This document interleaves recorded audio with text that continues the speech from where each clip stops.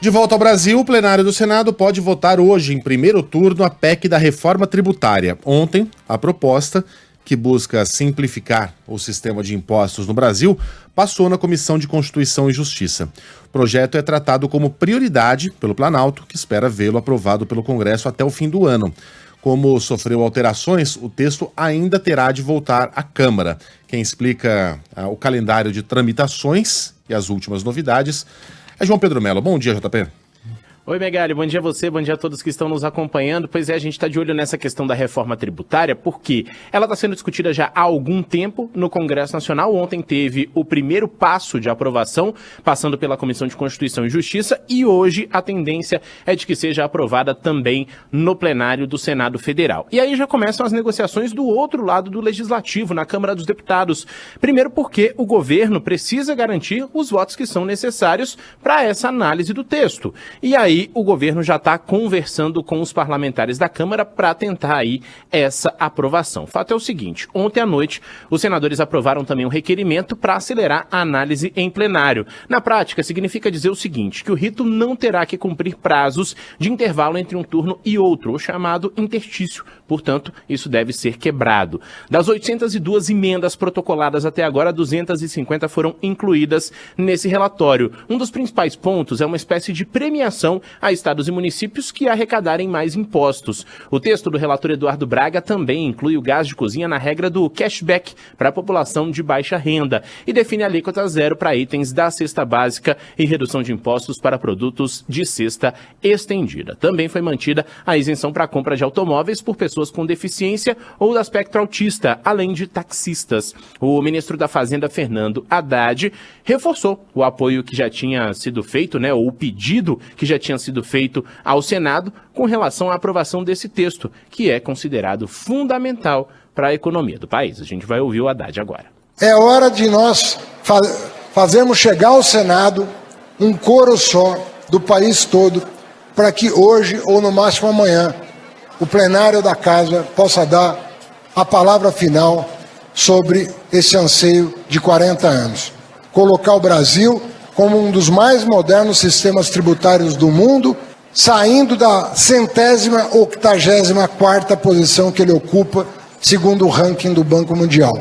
Bom, essa matéria prevê redução de impostos para 13 setores. Na lista a gente tem educação, comunicação, saúde, medicamentos e produtos de cuidados básicos à saúde menstrual. Também transporte coletivo de passageiros e produtos agropecuários. A ideia central dessa proposta é substituir 5 tributos pelo Imposto sobre Valor Agregado, chamado IVA, que será dividido em 2, um federal e outro para estados e municípios, daí o nome dual. A alíquota do IVA ainda não foi definida, mas a equipe econômica calcula que seja em torno de 27,5%, uma das mais altas. E aí entra uma outra polêmica a respeito desse texto, porque alguns setores têm isenção. Obviamente que outros setores, portanto, vão pagar um pouco mais diante dessa isenção. E isso é o que está gerando uma espécie de problema nesse momento para que esse texto seja aprovado. O relator Eduardo Braga ainda incluiu uma espécie de trava para evitar o aumento da carga tributária.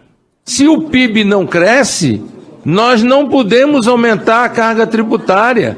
É, na realidade, uma engenharia reversa de reforma administrativa, de corte de gastos de despesa.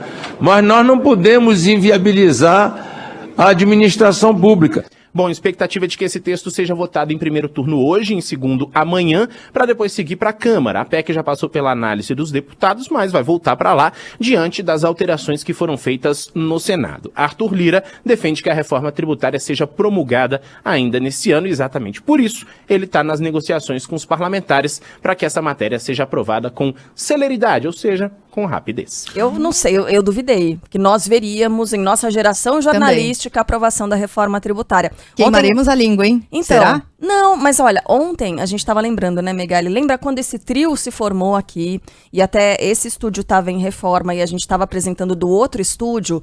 Pintou... Você lembra, Sheila? Não. Não lembra? Teve isso? Teve, e a gente falando de reforma tributária.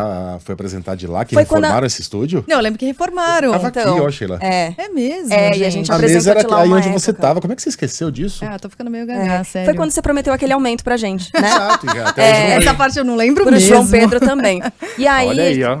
Foi e aí, mesmo, eu lembro. Eu lembro que assim, não, nós três duvidamos. Aham. Não pode ter, não tem aprovação, não sei o quê. Foi antes da eleição, né, e tal. Mas naquela época acertamos, né? Naquela Não época teve, de acertamos, sim. E aí a coisa andou agora. Caminhou. Então, Mas, assim, Você tá pode, caminhando. Cheguei a duvidar, você pode ir mais longe, Carla. Essa discussão da reforma tributária, ela data da promulgação da Constituição de 88. Ela nunca saiu. Não sairá da maneira que talvez desejássemos. Com uma mega simplificação, com uma redução da carga tributária, redução não haverá. Mas é um passo adiante, dizem os especialistas, dizem os economistas, dizem, enfim, todos envolvidos de alguma maneira com essa discussão, que é um passo adiante. Que a gente vai ficar bastante confuso nessa fase de transição que vai durar 10 anos, mas a vida, especialmente do empresário brasileiro e do brasileiro de uma maneira geral, vai ficar mais simples, né? Talvez não seja uma notícia tão boa para os contadores do Brasil. O JP, Sim. Agora você diria que esta, supondo, né, que a aprovação acontecerá, será uma vitória do Congresso ou do Planalto? Olha, essa é uma pergunta muito difícil, viu? Acredito que será do Planalto e explico.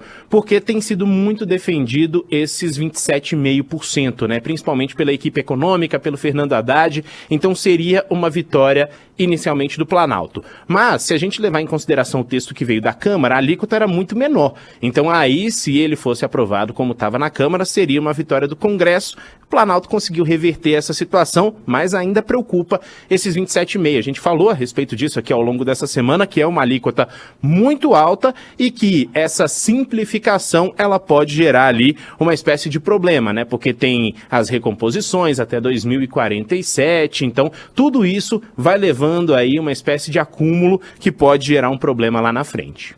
Hoje a maior alíquota do mundo é de 27% na Hungria. Então, se passarmos uma casa decimal dos 27%, já teremos a maior alíquota do planeta Terra. Então, decimal. Um decimalzinho ali que seja, a gente já deixa a Hungria para trás. Valeu, JP.